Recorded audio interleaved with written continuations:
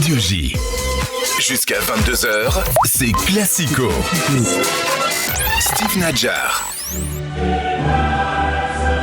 On va continuer à s'intéresser au match à venir du Paris Saint-Germain contre le Bayern Munich à Munich pour le match retour des huitièmes de finale de la Ligue des Champions. On a dit un bref mot tout à l'heure sur la composition de la défense. Comment vous voyez les choses? Marquinhos devrait être là, peut-être pas à 100%, mais il sera là.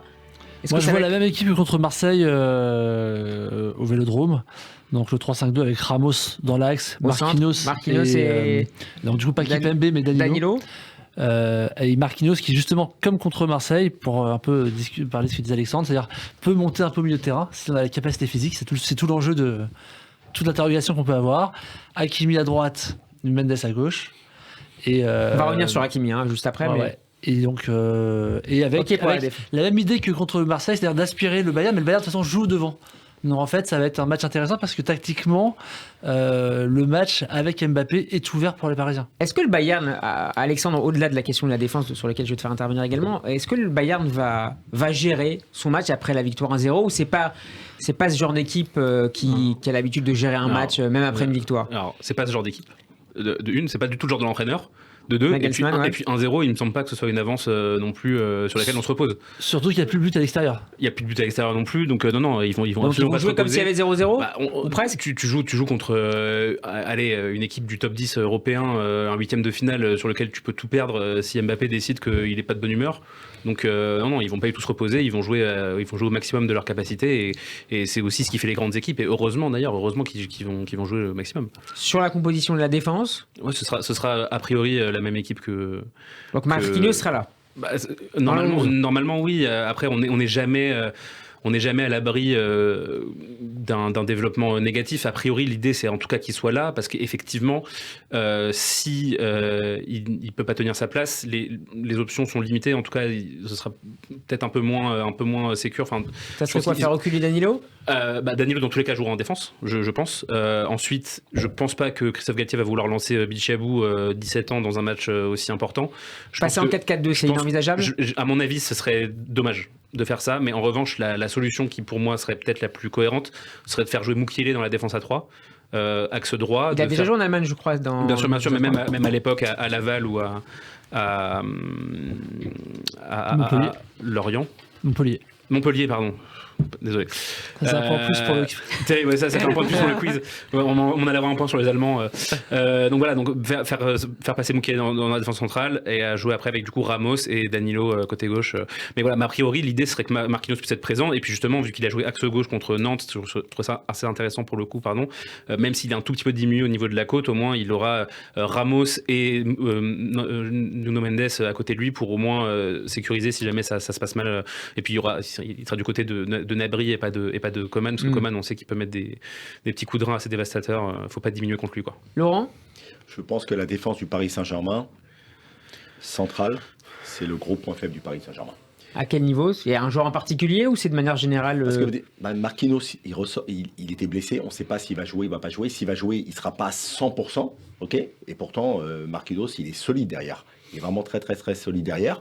Maintenant, ils vont se baser, je pense aussi, ils vont se calculer vraiment tout sur Mbappé. Ils vont mettre peut-être quelqu'un sur Mbappé à 100%, c'est possible.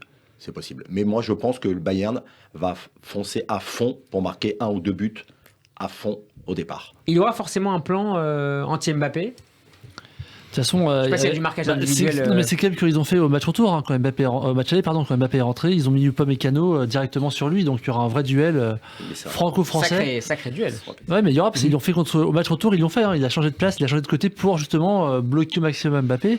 Je pense qu'il y a pas on peut pas vraiment bloquer Mbappé, donc c'est plus un système et le fait de bloquer le fait de pouvoir faire les bonnes passes.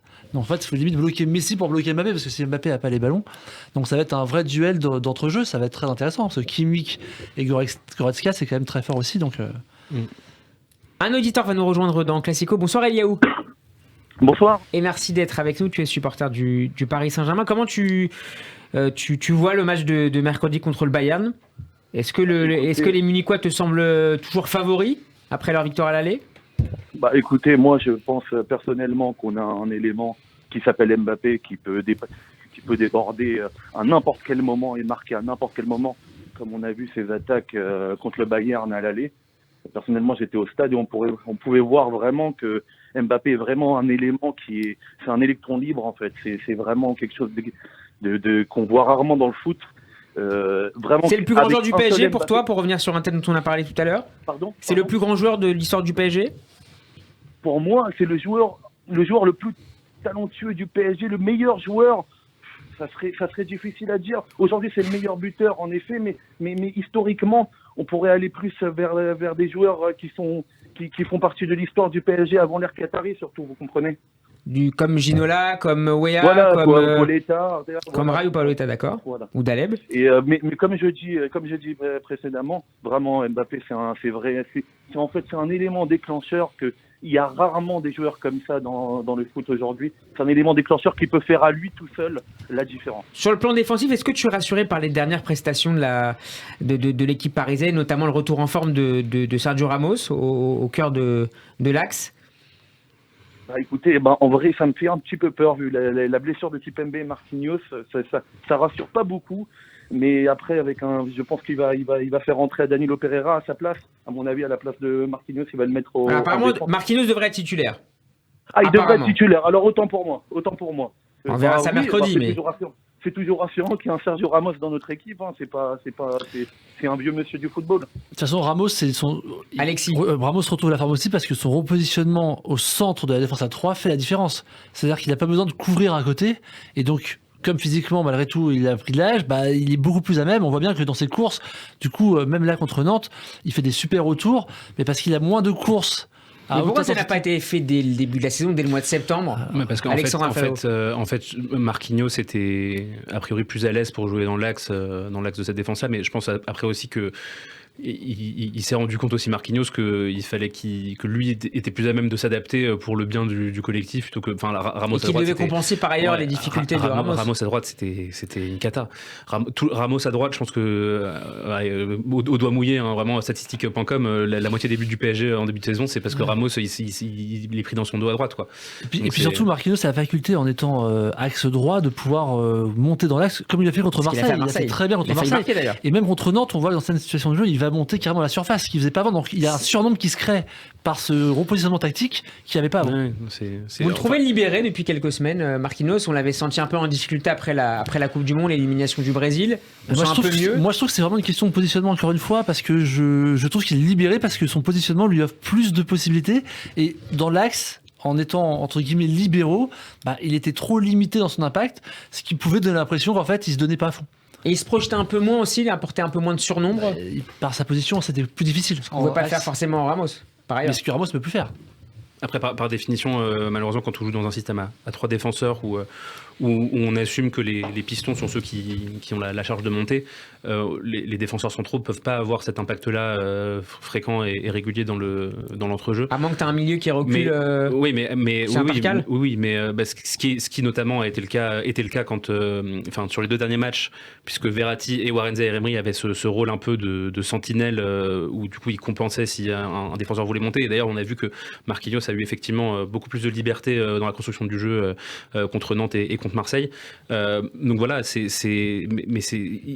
sûr que ces 3 joueurs-là, ils vont être cantonnés à un rôle défensif, mais il faut qu'ils aient quand même les qualités de pouvoir faire des belles choses avec le ballon s'il est dans leurs pieds. Et on sait que Marquinhos, et comme Danilo, qui est un milieu de métier, comme Ramos, qui évidemment est un excellent joueur de football, ils ont cette qualité-là et ils peuvent la faire parler de temps en temps, quoi. Et puis sur le jeu de tête, surtout sur les coups de pied arrêtés, ça va un rôle important. Je me souviens que Ramos avec le Real, alors il est plus vieux évidemment, mais quand le Real met 4-0 au Bayern à Munich, Ramos était là. Est-ce que ça va avoir un impact dans le vestiaire parisien parce qu'il va pouvoir en parler, etc. Tu te rassures comme tu peux là. Franchement, si on compte sur les coups de pied arrêtés, qui est quand même le plus gros point faible du PSG depuis 2 ans. Ouais, mais je parle offensivement et défensivement. C'est-à-dire que, mettons de côté le but de la tête de Danilo, samedi. Il y a déjà le PSG marque pas beaucoup de la tête, marque pas beaucoup sur les phases arrêtées. Défensivement, j'en parle pas, c'est une cata. Alors que il y a quand même Marquinhos, Danilo et Ramos dans la défense centrale qui sont quand même pas des mauvais joueurs de tête. Donc non, là je pense qu'il faut compter sur autre chose là. Et il y a où un pronostic pour mercredi? Moi je vais être optimiste parce que voilà, on doit être optimiste en tant que supporter du PSG malheureusement. Moi je dis un petit Un petit 2-0, j'espère. 2-0, une qualification donc pour le Paris Saint-Germain, messieurs. J'espère, si Dieu veut. Si Dieu veut. Laurent. On n'en peut plus, on veut le PSG, la Ligue des Champions, on n'en peut plus. Alors, Laurent, un pronostic? Je ne vais pas parler en tant que supporter de Marseille. Pour moi, le Bayern va gagner 2-1. 2-1 pour le Bayern. Moi, je pense Paris 3-1 en prolongation. En prolongation, 3-1. 2-1 et 3e but en prolongation. Alexandre? Ouais, 3-1 pour le PSG. Voilà. Avec prolongation? Ou même 3-2 pour le PSG avec prolongation. Gros match. 3-2, c'est pénalty. Non, mais 3-2 et donc prolongation, et puis après on verra. Et il se qualifie. Donc, merci beaucoup, Eliou, d'avoir été avec nous. Merci à vous. Et bon match, bonne soirée, à bientôt sur Radio J. Alexandre, une dernière question sur Ramos et Laurent et Alexis, vous y réagirez aussi peut-être, sur la prolongation éventuelle de Sergio Ramos au Paris Saint-Germain.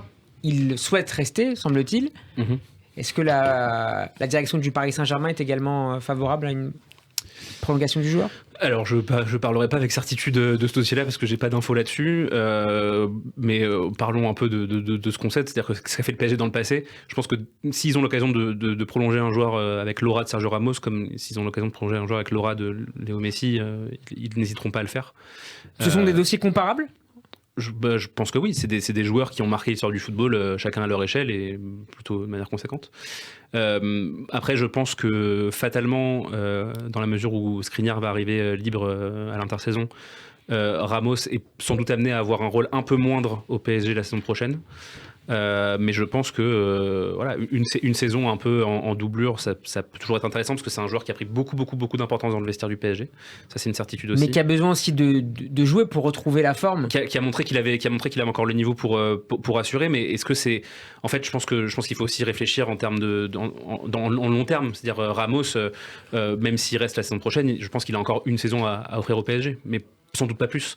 Donc soit on estime qu'on part sur une saison de transition l'année prochaine où il passera le bâton à Skriniar sans doute, soit on se quitte bons amis et on le remerciera pour ce qu'il a pu apporter au PSG. Alexis, un dernier mot sur Ramos? Moi, je pense que tout ce qui est prolongation au PSG, on en saura plus après le match de mercredi. Oui, aussi, oui. Eh ben, mercredi alors. On enchaîne avec l'OM. Radio J.